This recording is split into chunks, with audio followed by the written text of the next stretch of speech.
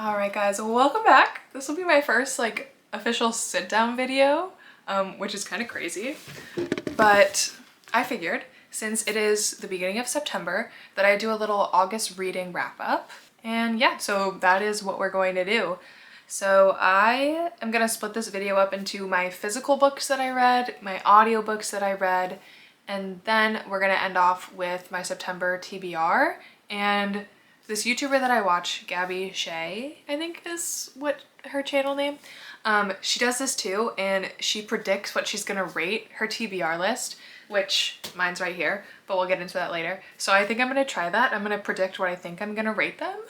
And then when I do my September wrap up, we can see if I'm right or not, which I thought was kind of fun. So I'm gonna do it.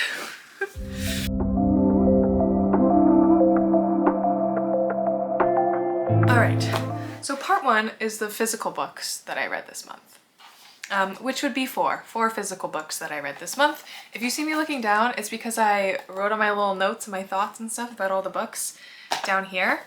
And yeah, like, let's get into it. I'm excited. Alright, so here's the big stack of books that I read this month. I'm gonna go in order of when I read them. Like the first book I read in August to the last book I read in August, right? Duh, Jordan. All right, the first book that I did read in August was The Nightshade God by Hannah Whitten. This is the third book in the Nightshade Crown trilogy. It's the last book, and it came out, I think, in July. I pre-ordered it because I read the first two books and I loved them so much that I'm like, I need to get my hands on this book as soon as possible. So I pre-ordered it and I got it on the day it was released, which is kind of fun and awesome. I rated this book a 5-star, and I'm gonna try to explain what happens in it without spoiling this book, so it's gonna be kind of more of an overarching summary of the book, okay? I would say that this book, or the series, we'll talk about the series as a whole, the Nightshade Crown trilogy. It's very adventurous, it's very emotional, I would say it's super gripping. It's kind of a lot of like religious hypocrisy. There are gods taking the bodies of humans. There's a magic system in this world where you either have mortem, which is like death magic, or spiritum, which is like life magic, right? That come from the two like top gods. Like if we're thinking Greek gods, they would be like the Zeus and Hera of this world. It's Apollonius and Nyxara. So Apollonius is like the god of life. He's like very sunshiny, supposed to be happy, like all that stuff. And then Nyxara, who is the god of death, and they're like in love with each other, okay? But they're deceased at the beginning of this series. And I don't really want to spoil it by going too more in depth. But essentially, Lore is our main character, L-O-R-E, Lore. I kind of like that as a name, but whatever. She is a poison runner when we first meet her in The Foxglove King, which is the first book in the series.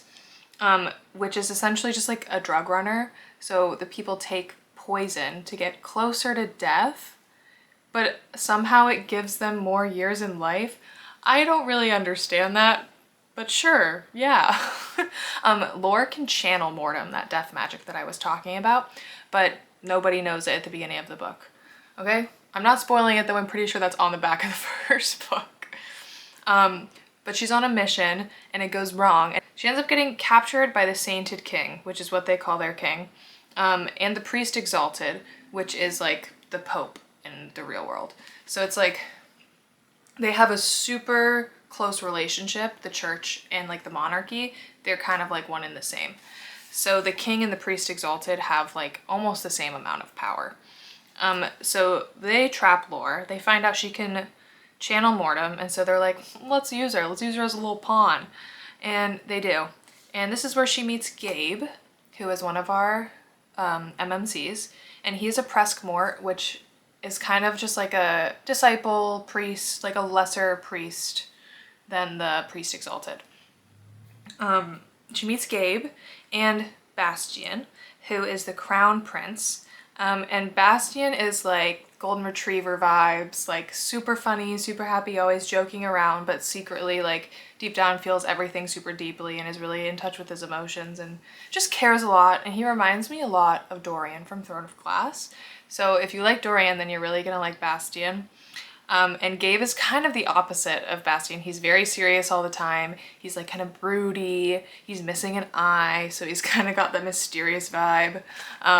And they form kind of a little trio. So Lore, Gabe, and Bastian form a little trio, and it continues throughout the whole series. So it's kind of like a why choose, but also love triangle because they don't all realize their feelings for each other.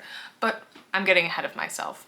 Oh yeah, there's a lot, it's a slow burn. There's not a lot of spice, which I do not mind spice. I read some spicy books. However, the plot of this book was so good and like so well written that the romance kind of did feel like a side thing, which I'm okay with. It was still like a big part of the book, but the more interesting and more gripping parts, in my opinion, was like the action and the plots and all the politics and stuff like that. I really enjoyed it. Obviously I enjoyed it. I gave this book a 5 stars.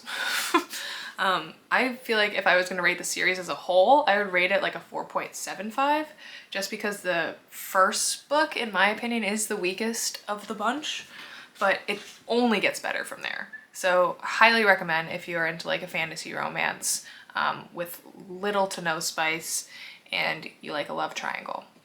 All right, the next book that I read, I wanted to take a little break from fantasy and I was going on vacation, so I picked up my little rom-com, my tried and true Emily Henry. I love Emily Henry's books. I don't think I've disliked any of the books that I've read by her, but this is Funny Story. This book made me giggle so much. It made me giggle, it made me laugh, it made me kick my feet. I was like, oh my god, I wish I was talking to Miles. And he's the male love interest in this story. But honestly, like Emily Henry, in my opinion, can write like rom-com banter like no other romance author that I've read. I just love it. It feels so real. It feels like that's a real like conversation that I'm eavesdropping on. And I just really enjoyed that about this book.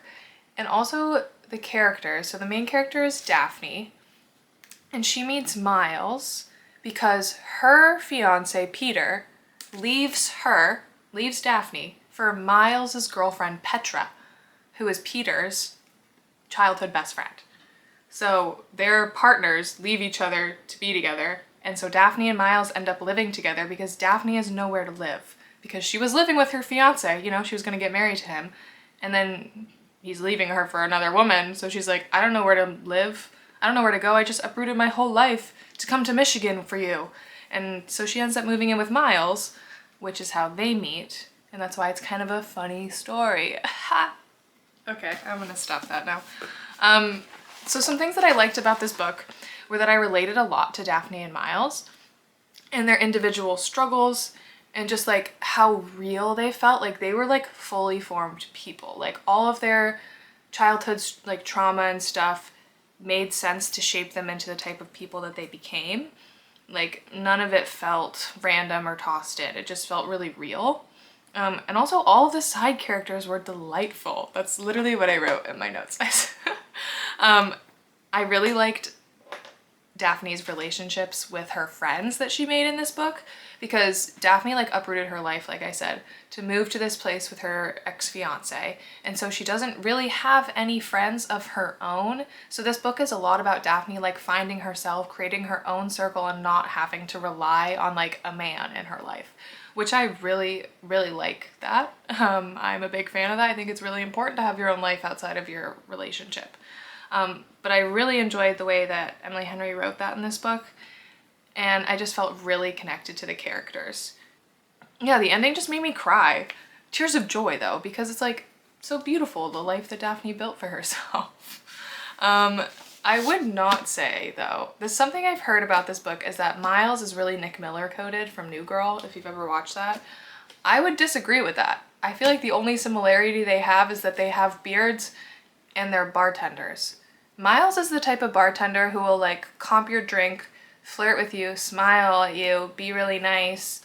And Nick Miller is the type of bartender I feel like who would look at you like they don't want you there and make you feel really unwelcome unless you're a regular who is also a grouchy old man. That's just my opinion. But I would not say Miles is Nick Miller coded, unfortunately. All right, the third book that I read was Gold by Raven Kennedy. This is the 5th book of the Plated Prisoner series. This is a romantasy. I rated this book 4 stars. And I would say it would have been a 5-star if the FMC and the MMC were like together in literally any scene of this book. But at this point in their journey, they are like separated by distance. I'm not gonna spoil it. I feel like this is a pretty well-known book series, but essentially it follows Oren, who is gold. Like, she is a gold person. She also has ribbons growing out of her back, which is kind of strange. But whatever. If you can hear Freya whining in the background, just know I don't beat my dog. I just had to lock her out of this room because she kept chewing on her bone in the background while I was trying to film this video. Whatever. I digress. Let's go back to the book. Yeah, she has ribbons growing out of her back, and she's being kept in a cage in the first book by King Midas. So it's kind of like a spin on the Midas Gold Touch and everything. And she's like his prisoner. That's why it's called the Plated Prisoner series. Okay? But this is the 5th book. I am pretty excited for the next book. I gotta say, because it's the last book. I think it's gonna be epic. And it does say in the back of the book, what does it say? I want to see. It says that the Plated Prisoner series is being adapted for television. And I'm like so intrigued who they're gonna cast for Oren and who they're gonna cast for Slade, because I love Slade. Slade is probably right now my like #1 book boyfriend. I just like love how he is literally the villain for her. And I just love a morally gray man, like, who would kill someone for me. I don't know. I don't know what's wrong with me that makes me like that, but I do. So I'm just really curious about who they're gonna cast for that and when that's gonna be out. But yeah, definitely need to read the next book. I just haven't picked it up yet. And the last book that I read in August, I literally technically finished this September 1st, but I'm gonna count it as being read in August, was Rose in Chains by Julie Soto. Looking at the cover, this used to be a Hermione fanfic, and now it has been published into the mainstream and details have been changed to make it, you know, not in the Harry Potter universe. I gave this book a 4.75 stars. I really liked it. I was like glued to it, could not put it down, kept thinking about it, which you'd think would be like, oh, that would give you 5 stars. However, it ended on like such a cliffhanger, and it's a trilogy, and the next book is not out yet. I don't know when it's coming out, and that really pissed me off. So that's why I didn't give it 5 stars. But I also said my reasoning was that it would have been a 5 stars if Bryony, who's our FMC, that's her right there. She's Hermione, Bryony, Hermione, really close. If she hadn't been so freaking thick, to see that Tuvin, who's Draco, was just as in love with her as like she's in love with him the whole time. Like, the yearning in this book is incredible, but also I get it because Bryony, because she is Hermione, is super logical and isn't really thinking about things in that way, and she's just like in survival mode because in this book they lose the war. Like, Voldemort does not win. Sorry, what's her name in this book? Voldemort is also a woman, which I kind of enjoy. Veronica Mallow. She's the female Voldemort in this book. She wins the war. The bad guys win. So Bryony is just like trying to survive, right? But I am super excited for the next 2 books in this series. I really enjoyed this. I thought the writing was really good. The dialogue was great, and it felt really like, it felt like its own world outside of Harry Potter, which I really liked that about this book. So I would say I highly recommend this book, especially if you read Harry Potter or if you are a huge Draco Hermione like shipper like I am. And now we're at the portion of the video where I discuss the audiobooks that I read this month.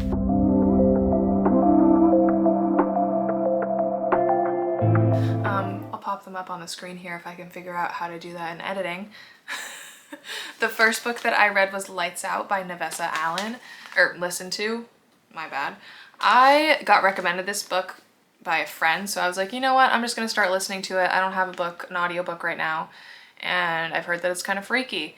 And it was freaky, and it definitely was not the worst thing that I've ever read. And I found that the characters were probably the most redeemable quality about this book because they were actually likable and felt really realistic. and their backstories just kind of made sense for the people that they are. Also, the voice actors, so there's two voice actors, a female and a male. Why can't I remember the main character's name? Whatever. The girl and Josh, there's two different voice actors for them, and they're really, really good. I'm like, how do you read smut like that and keep your voice serious? I'd be cracking up the whole time. But because I really like the characters, that definitely bumped it up. It would have been a 3 stars, but it bumped it to a 4 stars for me just because of the main characters and how likable they were. I mean, don't get me wrong, the spice was spicing. If you have like any sort of mask kink that you want to explore, I would recommend this book for that. But yeah, I gave it a 4 star.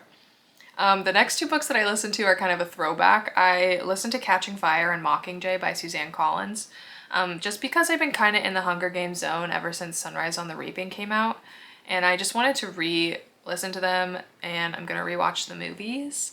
And I didn't rate them just because I've read them before, but in my opinion, all of the Hunger Games books are 5-star books. All right, so my battery just died, so I don't really remember what I was talking about. Oh yeah, I listened to Catching Fire and Mockingjay, and currently I'm listening to Divergent, and then I'm gonna do like Insurgent and Allegiant, just because I felt like rereading some of my old YA dystopian books, and Divergent just felt right to go to next. Who knows, maybe I'll reread The Maze Runner or something next. I don't know. But that brings us to the final portion of our video, which is my September TBR.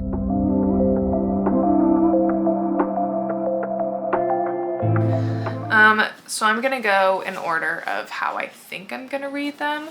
So we'll start with this one since I'm already reading it. This is God of War by Rena Kent. This is the last book in the Legacy of Gods series.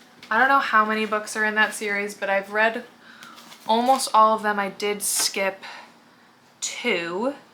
I skipped God of Ruin and God of Fury just because I didn't really like those characters, so I didn't read them. But essentially this follows like this whole like big crime family that are all crazy rich when they go to university in England. So this book follows Eli and Ava. So if you've read any of them, you will know. And I mean, currently I'm liking it so far.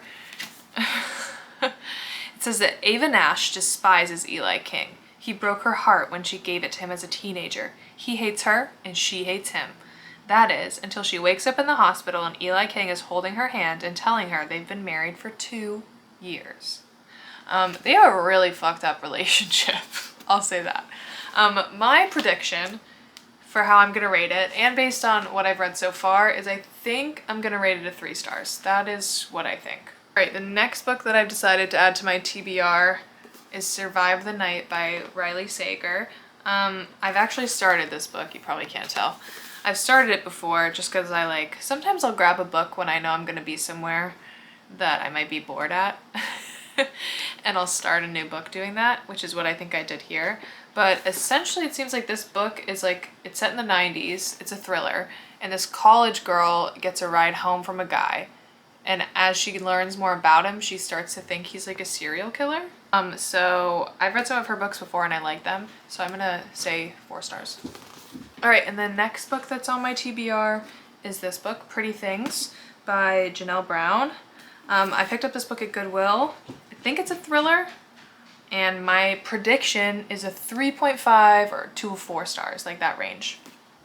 And the final book on my TBR is The Song of Achilles by Madeline Miller. I don't know. Everyone's hyped this book up, so I'm pretty excited to read this, and I have high hopes. So my prediction is a 4 stars. All right, and that is it. Thank you so much for watching, and I'll see you guys with the next one.